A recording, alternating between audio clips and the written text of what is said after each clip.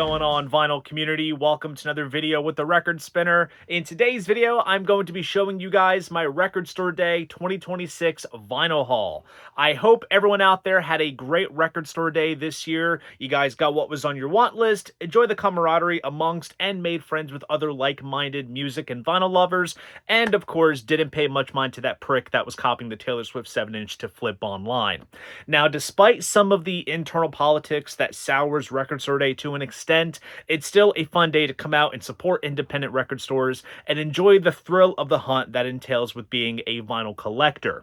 Now, last week you saw my preview of select Record Store Day titles from Rhino Records, which I will say thankfully saved me some bucks because I threw down hard this year with the titles you're going to see in this video. And I said it in my Rhino video, pertaining to my taste, I felt that this year's list was one of the best ones in recent years. We got a lot to cover, so enough of the chit chat, let's jump into what this video is all about.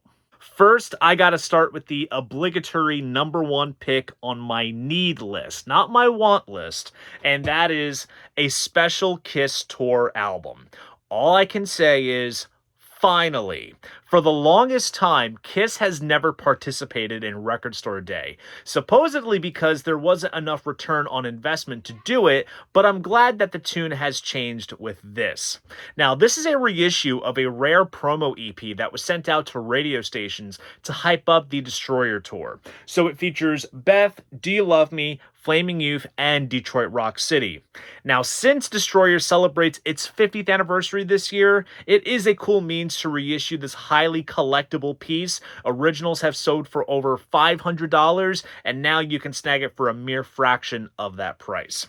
Now, to distinguish it from the original, the cover has a matte finish, and the block text has a bit of raised spot varnishing on it, which is nice and deluxe. Now, this is a Record Store Day first release, limited to 10,000 copies. Let that sink in. That means we're going to get a more widespread version of this release, maybe on standard black vinyl, or a different color on Kiss Online, who knows? But given that high quantity, and the fact that the only people that are going to flock to this are going to be collectors like myself who don't want to pony out hundreds for 4 songs we've bought dozens of times already, I'm sure there are going to be plenty of copies available in the aftermarket for non-gouging prices. Now, to make it more special, it's mastered at 45 RPM instead of the original 33 1/3, and is pressed on black with white splatter vinyl, and it also replicates the label perfectly. Next up, keeping it in Kiss territory, is Bruce Kulick, Transformer. Bruce was, of course, Kiss's lead guitarist during the non-makeup years from 84 to 96, and Transformer was his second solo album released in 2003, and this is the first time it's been made available on vinyl, and I can gladly say that my Bruce Kulick solo collection is now complete with this. If you may have seen, I had Bruce on my channel a little while ago, which I'm still buzzing over, and we discussed this album and reissue, which was a lot of fun. Now, Culture Factory, who has been reissuing the Eric Carr albums for Record Store Day in various configurations over the years, put this out, and it features a newly designed cover by Michael Edwards, who I had on my channel as well a little while ago. It has a cool sort of obi strip. There's the front, and then here is the back cover. The printed inner sleeve includes various photos, as well as a new track-by-track with Bruce. Now, this is a Record Store Day exclusive release, limited to 1,500 copies, and it comes pressed on what I like to call coin flip vinyl. So, side A is on purple wax, and then you flip it over, side B is on orange, which looks absolutely killer. It's perfectly split in the middle, which is absolutely awesome. Now, they also did a CD version as well, which comes in a little mini LP replica sleeve with the obi. There's also a printed inner sleeve as well. It's like a little miniature version of the LP. And this is a Record Store Day limited run / regional focus release, limited to 750 copies. And it comes on a mini blue LP CD, which is pretty cool. Next up was another one of my musts, and that's Pink Floyd live from the Los Angeles Sports Arena, April 26th, 1975. This is, of course, lifted from the infamous bootleg audience recording taped by Mike Millard, who was one of the most infamous concert tapers, always making his way into gigs into a wheelchair to conceal his recording equipment, and his recordings were typically better than most other amateur-sounding bootlegs of the time. Now, Steven Wilson cleaned this recording up using multiple sources to make one cohesively sounding rendering of one of the best Pink Floyd bootleg recordings out there, and he did a very fine job. Setlist-wise, this is a fine assessment of the Floyd's middle years. They do Raving and Drooling and You Gotta Be Crazy, which became Sheep and Dogs on the Animals album 2 years later. They preview Shine On You Crazy Diamond and Have a Cigar from the upcoming Wish You Were Here, Dark Side of the Moon from start to finish, and an encore of Echoes. It's absolutely perfect. Now, this recording was included on the Blu-ray and streaming for the Wish You Were Here 50th anniversary set, so this is the first time that it has seen a physical release. Now, it comes in this sort of slipcase style box, which has various live shots with some colorful overlays. Definitely more of a sort of fresh, up-to-date type of cover compared to the usual Hypnosis illustrations. No disrespect to it, but it is cool. Each LP comes in its own jacket with more images and collage-style cut-ups and overlays. Same with the LPs. Each one comes in its own printed inner sleeve. I'll showcase most of them as I go. Various backstage shots, some cool behind-the-scenes clips. Let's see. Here's the other LP. I'm definitely going out of order on this just because I don't want to showcase everything on camera. Perhaps maybe I should have done an unboxing video for this LP. And then here's the inner sleeve here. Now, this is a Record Store Day exclusive release, limited to 15,400 copies. So, again, should be readily available. And it is pressed on clear vinyl. Next up is King Crimson, 1974, Penn State University. This is a live recording from the Recreation Hall at University Park on the grounds of Penn State University on June 29th, 1974. So in regards to timeline, this is sort of sandwiched in the middle of when they recorded the USA Live album in Asbury Park the day before, and then Crimson's last show in Central Park 2 days later before disbanding. Now, this was professionally recorded via the Record Plant Mobile, since Crimson would often record shows and use the improv sections on albums like Stylus and Bible Black and Red. The two improvs from this show, which are Is There Any Life Out There and It Is For You But Not For Us, first appeared on the Great Deceiver box set in the early 1990s. And then the full show was released on the Road to Red box set around 2013. And given Crimson's massive archive of live recordings, it's great to see them press up some phenomenal shows, such as this one on vinyl for the first time for Record Store Day. Now, the front cover features an illustration of Robert Fripp there. Track list is on the back. Gatefold opens up and you have a write-up about the show by Sid Smith. This is a Record Store Day first release, limited to 2,000 copies, and comes pressed on heavyweight black vinyl. Next up is the Motley Crue Live Wire EP. Similar to the Kiss Tour EP, this was a promo EP that featured Live Wire, Take Me to the Top, and Merry Go Round, all from the group's debut, Too Fast for Love. Now, for this, they flipped the sides because Merry Go Round was initially the A side and the other two were the flip side, hence why they called it the Live Wire EP, since it kicks off this release. Now, this is to commemorate both the groups and Too Fast for Love's 45th anniversary, and I'm really hoping that there's going to be a widespread reissue of the original leather mix of the album. Talk about giving the fans what they want, that would be it. So fingers crossed. Now, instead of fully replicating the plain die-cut white jacket and white label, they did an updated cover of just the old-school Motley logo in gray against a taped-up black backdrop. Track list is on the back. Printed inner sleeve with a pentagram pattern. Now, this is a Record Store Day exclusive release, limited to 2,500 copies, and comes pressed on this stunning piece of marbled gray vinyl. Next up is Ritchie Blackmore's Rainbow in Concert 1976 live in Cologne. This is taken from the Kölner Sporthall in Cologne, Germany on September 25th, 1976.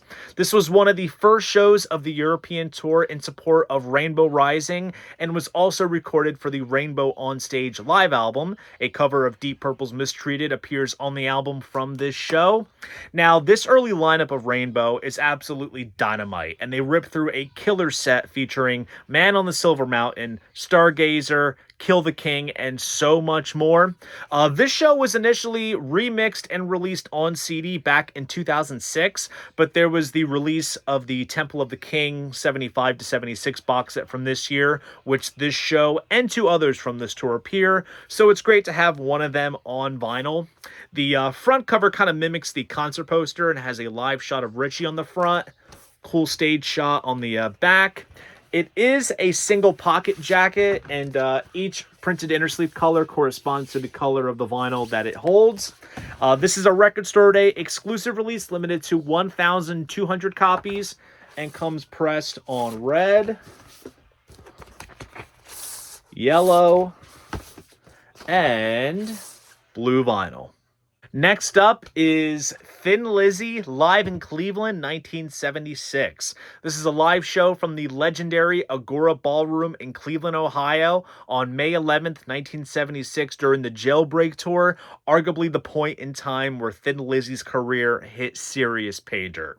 So radio station WMMS in Cleveland hosted this program called Nights at the Agora, where they would record and broadcast many groups that performed at the venue onto the airwaves. And Thin Lizzy were one of the many groups alongside Rush, Kiss, and Rory Gallagher that made notable appearances.